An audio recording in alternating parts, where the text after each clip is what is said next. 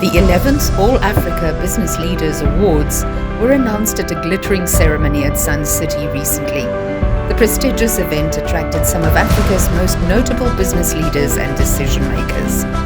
The awards showcased the remarkable achievements and contributions of Africa's business leaders while highlighting the importance of collaboration, infrastructure investment and consistent policies. So the category that we are sponsoring is the CFO Award, which is basically speaks to our company. I would say we're a wealth manager. So I come from Sasfin Wealth, and we do believe in investing in business leaders, because a lot of the investing that we do is into companies in the listed space for our private clients as well as the institutional space. So anything that speaks to advancing business leaders in Africa and making our business leaders compete with global companies is a great idea for us. We think there's growth in that, and that's why we chose to sponsor that award. And why do you think it is important to tell African stories, especially given the uncertain economic times that we find ourselves in? I think there may be a lot of misinformation out there, and I think as Africans on the ground, we are more in touch with what is happening in our space. I think when the Western world looks at Africa, they may be a little more skeptical about investing. They may have negative views about the African continent from a business perspective. So it's very important that we tell our own stories as people on the ground, so that they at least know, and we can, just boost the investment sentiment as well. I mean, as Choppies, we believe in investing in African businesses. And when Gareth gave me a call and said, you know what, we have a category that we think you guys will be interested in, and we thought, yeah, let's jump in. The Best Innovator of the Year award, which resonates with Choppies as a company and as a business. So that's why we chose to invest. And it's not the first time, actually. We're doing this for the third time, if I'm correct. So we thought, you know what, let's do it again and give other businesses a chance to prosper. And why do you think it is important to tell African stories on a platform like this, especially given the economic conditions that we find ourselves in? They're quite uncertain. So why?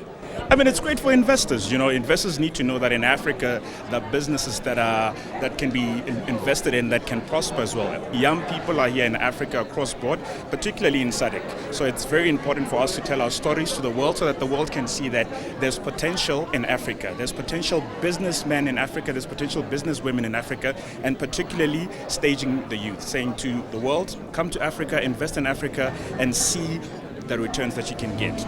Now, what are you doing to advance the Africa First agenda? I mean, you hear the ABLES to celebrate African excellence, and just last month we were celebrating Africa Month. So what role are you playing in that part? So our wealth business falls under the Sasfin Bank brand, so that's the group. And from that perspective, the bank itself invests a lot in SMEs. Those are small businesses in South Africa. And I think it's a space that not a lot of banks really want to venture into because of the risks attached to, small businesses. So we pride ourselves in that. And I think that speaks to a lot in terms of advancing African business. Lando, Africa is still facing high levels of digital divide, and this can impede on economic development. So what role is the bank playing to sort of bridge this gap, especially where African businesses are concerned? Yeah, I think it's still from an investment perspective. We are a business that does believe in this tech theme that's growing. I think post the pandemic, we saw how technology is so crucial, and we cannot just, turn a blind eye to it. So we are, heavy investors into tech businesses and tech spaces, especially in the global space. And I think that does, help to some extent. It does boost, our own JSE, and I think that's a start, even if, we don't do it directly.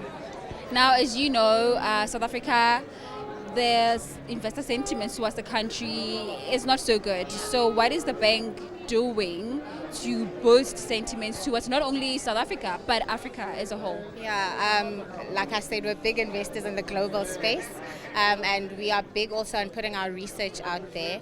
And with your question where you asked what we are doing to tell the African story, we do it through our content hub. So if you go on sasfin.com, we have a content hub there where we have articles that put out research a lot just to tell the African story and to help people be informed in terms of of, the investment sentiment, how the economy is doing, how different sectors are performing, how companies in those sectors are performing. So the information part is where we're doing a great job. We even share the links on LinkedIn, on social media platforms.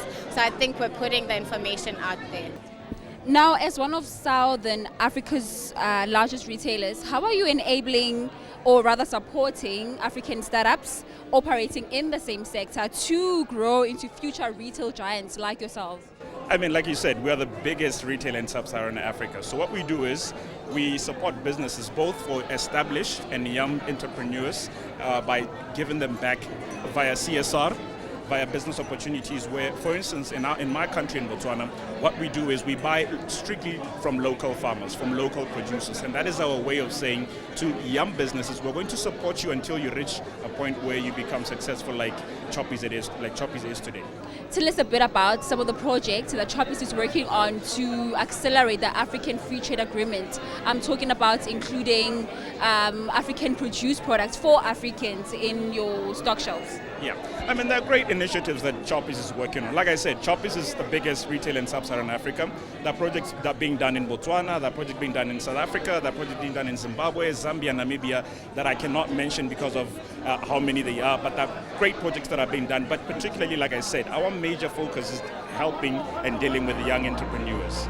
The All Africa Business Leaders Awards 2023 served as a platform to inspire and encourage the next generation of African entrepreneurs and leaders.